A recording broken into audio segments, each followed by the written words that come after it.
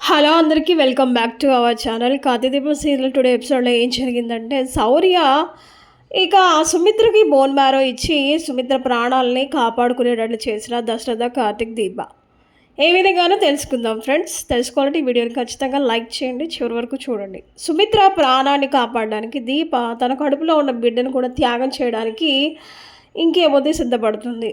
అది దశరథకు తెలుస్తుంది. దీంతో అతను కార్తిక్పై చాలా కోపడతాడు. దశరథ ఆవేశంగా ఇక డాక్టర్ అయితే ముందు దశరథ గారిని ఓకే అని చెప్పండి, లేదు అంటే ఈ ఆపరేషన్ చేసినా సక్సెస్ అవ్వలేము. అతను అయోమయంలో పడి ఆయన ఏమీ చెప్పకుండా ఇప్పుడు ఆపరేషన్ చేయాలంటే ఎలా కుదురుతుంది అనేసి డాక్టర్ హారిక అయితే గట్టిగా నిలదీస్తుంది కార్తిక్ని. దీపేమో ఒప్పుకోలేదు అంటున్నారు, మీరే ఒప్పుకున్నారు అంటున్నారు, ఆపరేషన్ స్టార్ట్ చేయండి అంటున్నారు. నేనే డాక్టర్ని, మీరా? అసలు ఏం జరుగుతోంది? నేను ఈ ఆపరేషన్ ఏదైనా తేడా వచ్చిందంటే నన్ను జైల్లో వేస్తారు తెలుసా అని ఈ విధంగా మాట్లాడుతుంది. సో ఇటు పక్క శివనారాయణ గారికి చెప్పాలా లేదా అనేది డాక్టర్ హారిక కూడా అయోమయంలో పడిపోతుంది. అయితే ఇక ప్రస్తుతానికి మరో సమస్యను పరిష్కరించుకుంటూ వస్తారు. కార్తిక్ అయితే ధైర్యంగా చెప్తాడు. ఇంకా ఏముంది, ఇంటికి వెళ్ళిన దశరథకు గుండె తరుక్కుపోయే మరో సన్నివేశం అయితే కనిపిస్తుంది. సుమిత్ర దగ్గుతూ ఆయాసపడుతూ కనిపిస్తుంది. సుమిత్ర నోటి నుంచి రక్తం రావడంతో దశరథ కంగారు పడిపోతూ ఉంటాడు. వెంటనే పక్కనే ఉన్న క్లాత్ రక్తం తుడుస్తాడు. అప్పుడే జ్యోత్స్న పారిజాతాలు అక్కడికి వస్తారు. నేడు రక్తం తుడుస్తున్నానని జ్యోత్స్న అనగా నువ్వు ముట్టుకోకని కోపంగా గట్టిగా అరుస్తాడు జ్యోత్స్న మీదైతే. దీంతో జ్యోత్స్న పారిజాతులు ఒక్కసారిగా షాక్ అవుతారు. నేనే తుడుస్తాను అంటూ దశరథ భార్య సుమిత్రకు సేవలు చేస్తాడు.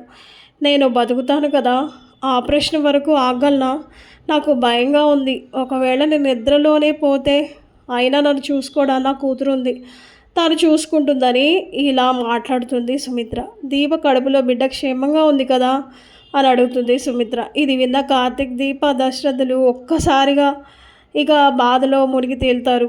సుమిత్ర ఆరోగ్యంపై శివనారాయణ కంగారు పడతాడు. వెంటనే డాక్టర్ని పిలిచి ఆపరేషన్ చేయిద్దామని దశరథకు చెప్తాడు.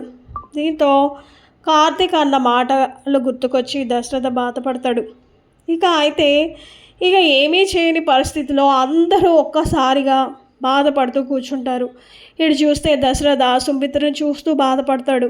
ఏంటి సుమిత్ర ఇలా అయ్యింది, ఇలా జరిగింది ఏంటి, నాకు ఏం అర్థం కావట్లేదు, నేను అయోమయం పరిస్థితుల్లో ఉన్నాను, నీకు ఏదేమైనా అయితే మాత్రం నేను ప్రాణాలతో ఉండలేను అంటూ ఈ విధంగా బాధపడుతూ ఉంటాడు. మరోపక్క కార్తిక్ దీపలు కూడా అంతే. సుమిత్ర ఆ స్టేజ్ని చూసేసరికి ఇంకా బతకదు, ఎలా రక్షించుకోవాలి ఏంటి అని అయోమయంలో పడుతూ ఉంటారు. అప్పుడు అక్కడికి శౌర్య వస్తుంది. అమ్మా అమ్మా ఇంటికి వెళ్దామా? ఇప్పుడు దాకా చాలా వెయిట్ చేశాను, ఎక్కడున్నావని ఎదురు చూశాను. నానమ్మని అడిగాను, అమ్మమ్మని అడిగాను, ఎక్కడున్నారని అడిగితే ఇలా హాస్పిటల్కి వెళ్ళారంటే హాస్పిటల్కి వెళ్ళాను, అక్కడ నుంచి ఇక్కడికి వచ్చారు అంటే ఇక్కడికి వచ్చాను, ఏమైందమ్మా, ఏం జరిగింది అంటూ ఈ విధంగా అయితే నిలదీస్తుంది శౌర్య. శౌర్యను చూసిన ఒక్కసారిగా కార్తిక్ దీపులు షాక్ అవుతారు. అమ్మా శౌర్య, ఏంటి నువ్వు ఇక్కడికి వచ్చావా? భోంచేసావా? పద వెళ్ళు, నువ్వు ఇక్కడ ఉండకూడదు అంటే ఏం జరిగింది డాడీ, ఏం జరిగింది మమ్మీ అనేసి శౌర్య అడగానే ఇలా అమ్మమ్మకి అస్సలు బాగాలేదు సుమిత్ర అమ్మమ్మకి, అందుకని నువ్వు ఇక్కడ ఉండటం మంచిది కాదు, నువ్వు వెళ్ళిపో అనేసి ఈ విధంగా అయితే చెప్తాడనమాట. ఇక ఆ విషయం తెలుసుకున్న శౌర్య, లేదు నేను ఇక్కడే ఉంటాను, ఏం జరిగిందో నాకు తెలియాలి, ఏం జరిగింది అమ్మమ్మకి, అమ్మమ్మ చాలా మంచిగా సంతోషంగా ఉన్న అమ్మమ్మ ఈ విధంగా ఎందుకు అయ్యింది నాకు చెప్పాలి, ఏం జరిగిందో చెప్పండి అంటే ఈ విధంగా అమ్మమ్మ చనిపోయే స్టేజ్కి వచ్చింది, బ్లడ్ అంతా పడిపోతుంది, బోన్ మ్యారో కావాలంటున్నారు, ఇప్పుడు అమ్మ చూస్తే ప్రెగ్నెంట్ కదమ్మా, ఏం చేయాలో అర్థం కాని పరిస్థితుల్లో ఉన్నాము, అదే ఆలోచిస్తున్నాము అని కార్తిక్ అంటాడు. ఓహో అవునా, సరే నేనే ఇస్తాను ఆ బోన్ మ్యారో అంటున్నారు, ఏదో అంటున్నారు కదా, నేను చాలా హెల్తీగా ఉంటానుగా, అన్నీ తినేస్తాను, నేను మంచిగా సెట్ అవుతానేమో, ఒకసారి మీరు కనుక్కుంటే నేనే ఇస్తాను కదా, అప్పుడు అమ్మమ్మ ఎంచక్క బతుకుతుంది, నాతో ఆడుకుంటుంది కదా అనేసి శౌర్య అనగానే కార్తిక్ గుండె ఒక్కసారిగా తరుక్కుపోతుంది. దీప శౌర్యని హగ్ చేసుకొని, చిన్నదానివైనా ఎంత పెద్ద మనసే నీది, నిజంగా నీలాంటి అమ్మాయి నేను కనడం నా అదృష్టం అని దీప అంటుంది. అదేంటమ్మా, ఒకరి ప్రాణాలను కాపాడంలో తప్పేముంది? మమ్మల్ని నువ్వు ఎంత బాగా చూసుకున్నావు, నేను చూసుకోవడంలో మాకు తప్పే ఉంది? చెప్పు, అమ్మమ్మకి నేను ఇవ్వనా? నేను ఇవ్వమంటే నేను ఇస్తాను, అయినా మీరు అందరూ ఉండగా నాకేంటి ప్రాబ్లం చెప్పండి అనేసి ఈ విధంగా అడుగుతుంది శౌర్య. అయితే ఇక ఈ మాటలు వింద కార్తీక్ ఒకసారిగా షాక్ అవుతాడు. నిజమే కదా, ఈ ఐడియా మనకెవరికీ రాలేదు. మరి ఒకసారి శౌర్యది బోన్ మ్యారో ఇస్తే ఎలా ఉంటుంది, ఒకసారి చెక్ చేస్తే మనకి ఏ విషయం అయింది తెలుస్తుంది కదా అనేసి ఒకసారిగా హాస్పిటల్కి డాక్టర్ హారిక దగ్గర తీసుకువెళ్ళి మరి దశరథ్ గారు ఒప్పుకోవట్లేదు అంటున్నారు. ఇటు చూస్తేనేమో సుమిత్ర అత్తయ్య పరిస్థితి చాలా క్రిటికల్గా ఉంది. ఇప్పుడే ఆలోచన వచ్చింది. శౌర్య వచ్చి నేను ఇస్తాను బోన్ మ్యారో అంటుంది. ఒక్కసారి ప్లీజ్, మా అత్తయ్య ఆరోగ్యం క్షీణిస్తుంది, ఏం జరగబోతుందా టెన్షన్గా ఉంది. ఇటు పక్క దీప చూస్తే తను చాలా ఇబ్బంది పడుతూ ఉంటుంది. సో ఒక్కసారి శౌర్యది బోన్ మ్యారో చెక్ చేయండి ప్లీజ్ అనేసి ఈ విధంగా అడిగేసరికి ఇంకేముంది, శౌర్యది బోన్ మ్యారో చెక్ చేస్తారనమాట. హెచ్ఎల్ఏ టెస్ట్, బ్లడ్ టెస్ట్ అన్నీ చూస్తే ఇంకేముంది, మిరాకిల్ జరుగుతుంది. తనది మ్యాచ్ అవుతుంది. హెచ్ఎల్ఏ టెస్ట్ అనేది మ్యాచ్ అవుతుంది. హ్యూమన్ ల్యూకోసైట్ యాంటీజెన్ అనమాట. ఇది సెట్ అయ్యేసరికి ఇంకేముంది, హ్యాపీగా మీరు శౌర్యతో చేయించుకోవచ్చు. శౌర్యది సెట్ అయిపోయింది. హ్యాపీగా ఈ అమ్మాయిది మనం సుమిత్ర గారికి ఇచ్చేద్దాము. ఇంకేముంది, ఇక శౌర్యది అయితే టెస్ట్ చేయిస్తారు. సో ఆశ్చర్యం ఏంటంటే ఇక శౌర్యది సుమిత్రకి ఓకే అవుతుంది. ఇక సుమిత్ర ఆరోగ్యం క్రిటికల్గా ఉండేసరికి ఇంకా తీసుకొచ్చి సుమిత్రని హాస్పిటల్లో జాయిన్ చేస్తారు. ఈ విషయం శివనారాయణకి చెప్పాలా లేదా అని అయోమైన పరిస్థితుల్లో వీళ్ళు ఉంటారు.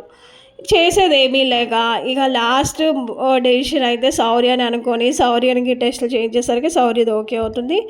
ఇంకేముంది, ఓకే అయిన తర్వాత వెంటనే ఇక ఆపరేషన్ అయితే స్టార్ట్ చేస్తారు. స్టార్ట్ చేస్తే సుమిత్ర ఎవరిస్తున్నారు ఏంటి అంటే ముందుగానే అనస్థీషియా అవ్వడం వల్ల ఎవరిస్తున్నారు ఏంటి అనేది సుమిత్రకి అయితే తెలీదు. ఇక శౌర్య కూడా ఇక బోన్ మ్యారో ఇవ్వడానికి సిద్ధపడింది కాబట్టి ఇక ఆపరేషన్ అయితే స్టార్ట్ చేస్తారు.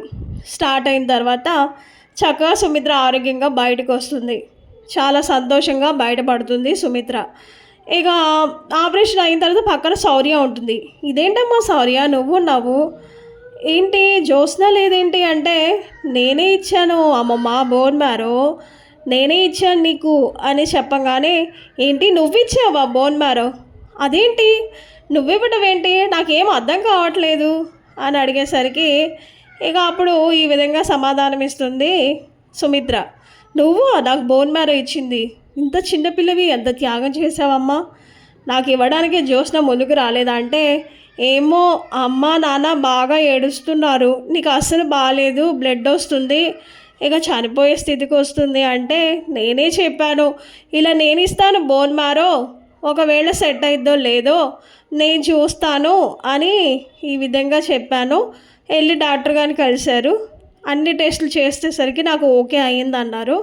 అందుకని నేను ఇచ్చాను. చక్కగా సక్సెస్ఫుల్గా మనకి ఆపరేషన్ అయ్యింది కదా అమ్మమ్మ, నువ్వు హ్యాపీయే కదా.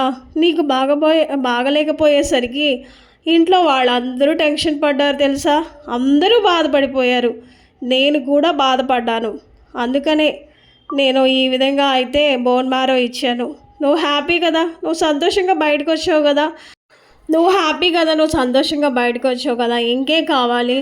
ఇన్ని రోజులు ఎంత టెన్షన్ పడ్డామో, అమ్మ నాన్న అయితే చాలా టెన్షన్ పడ్డారు. అమ్మమ్మకి ఏమవుతుందో, బ్లడ్ అంతా బయటకు వచ్చేసింది, ఏం జరుగుతుందో అని టెన్షన్ పడ్డారు. అందుకని నేను బోన్ మ్యారో ఇస్తానమ్మా, ఏమవుతుంది అని చెప్పాను. టెస్ట్ చేసేసరికి ఓకే అయింది, ఇక ఆపరేషన్ అయ్యింది కదా, చాలా హ్యాపీ అమ్మమ్మ అని వీళ్ళందరూ చెప్తారు. అసలు ఎక్కడ కార్తీక్ దీపలు రమ్మని చెప్పు ఇది అంటే అక్కడే వచ్చిన నర్సు కార్తీక్ దీపలు వస్తారు. ఇదేంటి కార్తీక్, ఏం జరుగుతుంది నాకు అర్థం కావట్లేదు, జ్యోత్స్న ఇవ్వాల్సిన బోన్ మ్యారో ఈ పాప సారీ అవ్వడం ఏంటి, నాకు అసలు అర్థం కావట్లేదు, ఏం జరుగుతుందో నాకు అర్థం కావట్లేదు అంటే అత్తయ్య నీకు అన్నీ వివరంగా చక్కగా నేను చెప్పాను, ఇప్పుడైతే మీరు రెస్ట్ తీసుకోండి, ఇప్పుడు మీరు వినే స్థితిలో కూడా లేరు, చాలా నీరసంగా ఉన్నారు, ఆపరేషన్ అయింది సక్సెస్ఫుల్గా, మీరు బయటపడ్డారు, మాకు అదే సంతోషం అని చెప్పంగానే అవునరా శౌర్య ఇవ్వటం ఏంటి, చెప్పాలి కదా మీరైనా, శౌర్య ఇస్తే అసలు అంత చిన్నపిల్లతో ఎలా అంటే తప్పలేదు అత్తయ్య, ఈ సిచ్యువేషన్లో శౌర్య తప్ప మాకు ఇంకెవరు గుర్తుకు రాలేదు, జ్యోత్స్న ఇస్తాను అంది కదరా, జ్యోత్స్న ఇవ్వకుండా శౌర్య ఇవ్వటం ఏంటి అంటే అదొక పెద్ద కథ, నేను ఈ విషయాలన్నీ నీకు ముందు ముందు నేను చెప్తాను, అప్పటి వరకు ఎవరికి చెప్పొద్దు అంటూ ఈ విధంగా సమాధానం ఇస్తారు కార్తిక్ దీప.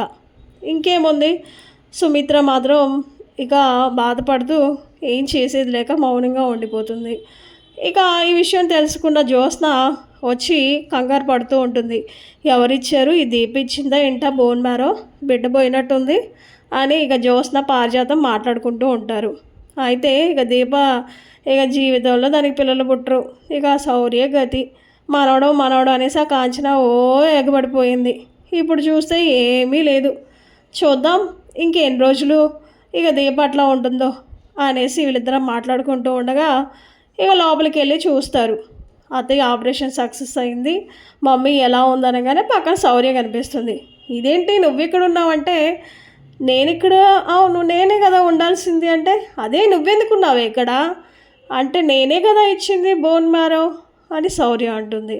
నువ్వు ఇవ్వటమేంటి బోన్ మ్యారో, నాకు అర్థం కావట్లేదంటే అమ్మమ్మ బ్లడ్ అంతా పడిపోతుంది, అమ్మ నాన్న ఏడుస్తున్నారు, నేను ఇస్తానని చెప్పాను, డాక్టర్ గారి దగ్గర తీసుకొస్తే టెస్టులు అన్నీ చేశారు, నాది ఓకే అయింది, అందుకే నేను ఇచ్చేసాను, ఆపరేషన్ అయ్యింది నువ్వు ఇచ్చానంటున్నావు, ఇంత యాక్టివ్గా ఎలా మాట్లాడుతున్నావే అని జ్యోత్స్న అనగానే నన్ను ఫస్ట్ నుంచి అందరూ స్ట్రాంగ్ బాడీ అంటున్నారు కదా, సో ఇప్పుడు నాకు మంచిగా ఉపయోగపడింది అనమాట, ఇలా అమ్మమ్మని కాపాడుకునే ఛాన్స్ నాకు వచ్చింది అనేసి ఇక ఈ విధంగా అయితే సమాధానం ఇస్తారు. ఇక అప్పుడే శివనారాయణ కూడా వస్తాడు.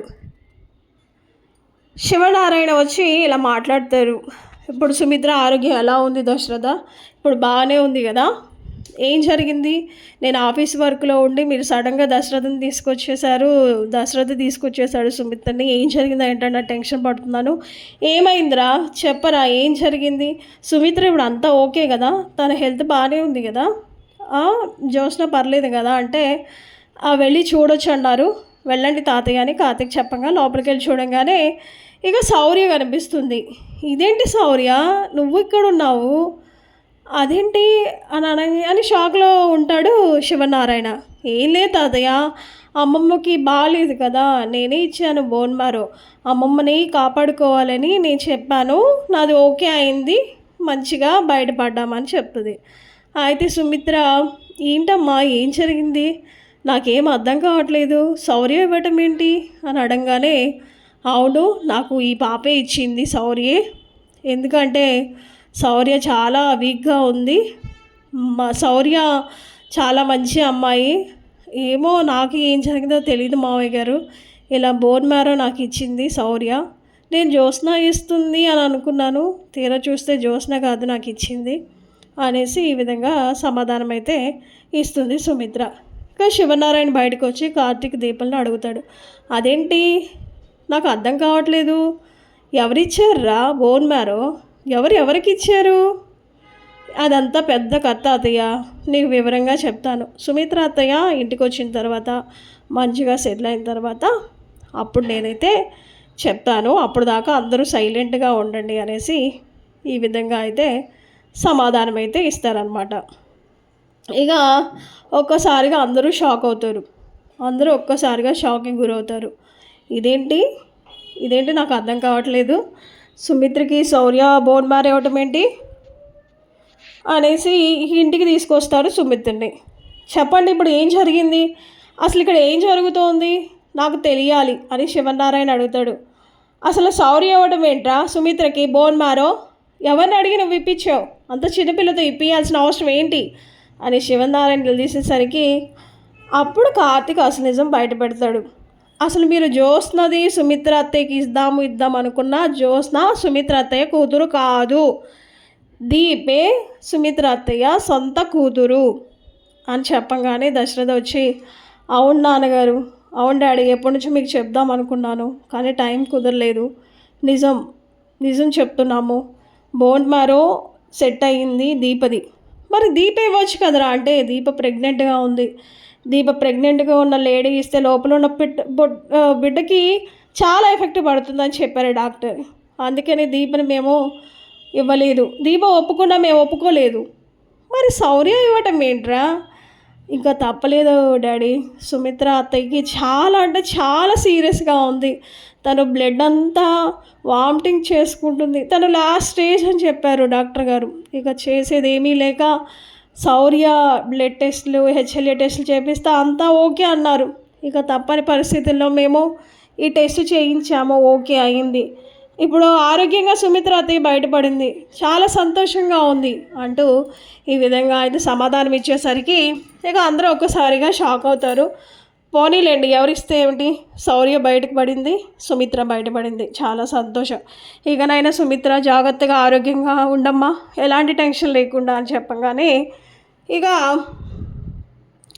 ఇక చాలా టెన్షన్ పడుతూ ఉంటాడు శివనారాయణ. అసలు దీప సుమిత్ర కూతురేంట్రా, మరి జ్యోత్స్న ఎవరు చెప్పకుండా దీప సొంత కూతురు అంటున్నారేంటి? అవును, ఈ జ్యోత్స్న అంతా నాటకం ఆడింది. మన సొంత కూతురు దీప. ఇన్ని రోజులు దాస్ కూడా ఈ విషయాన్ని దాచాడు. ఇక కార్తీక్ దాసుల ద్వారా దీపే మా సొంత కూతురు అని నిజం తెలిసింది అని దశరథ అయితే చెప్తాడు.